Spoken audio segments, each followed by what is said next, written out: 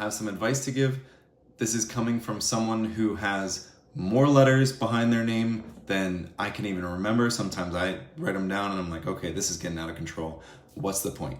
If you are like me and you love to learn, remember and understand that a lot of times there's a base level of certification, of qualification that you need to get in the door, that you need to be in the arena.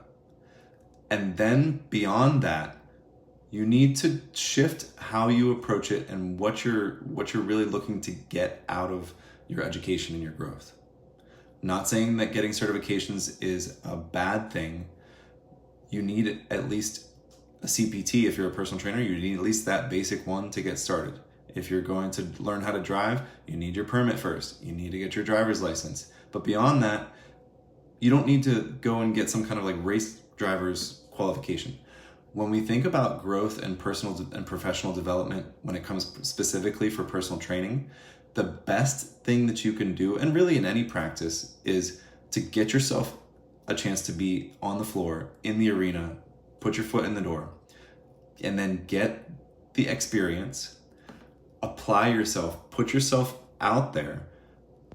And not only that, but then do the damn thing, train people, experience wins, experience losses, test things, experiment, go through the scientific method. You're gonna see, okay, I think this is gonna work for Miss Jones. I'm gonna try it out with her. That was a fail. I thought it would work, but we need to adjust. If you're not taking the time to critically think and observe how your session went, how your effort went, how your hypothesis went, you're gonna have challenges and you're gonna be blindsided when you hit those points and you realize that you actually don't even know how you got to that point. You have to give yourself critical feedback. If you aren't doing that for yourself day in and day out, of looking at your session, looking at your effort, looking at the conversations that you had, what your programming and how you executed it looked like, then when it comes time for you to receive feedback, if that feedback's negative, you're gonna be blindsided. You're gonna be like, holy shit, how did I get to this point where, my perception of myself is so wild and so far off of what other people's perception of me is. I thought, if I never take stock of how I'm doing, I might come into every session walking around like I'm the shit. And then bang, you get a negative review. You get, it's time to get some feedback or to renew your client on their program. And they're like, you're really nice. You're a nice coach. I really appreciate spending time with you, but I'm going to go this direction, that direction. And it's going to hurt your wallet. It's going to hurt your ego. It's going to hurt your pride. The best thing you can do is just be proactive, be preemptive in giving yourself that feedback and learning to learn.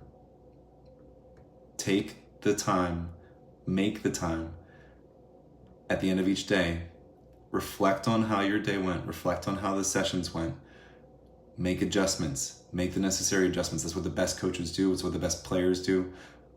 See how your day went, see how the game went, go back, look at the film, make the adjustments, learn to learn. That's the best tool that you can give yourself, more so than any certification.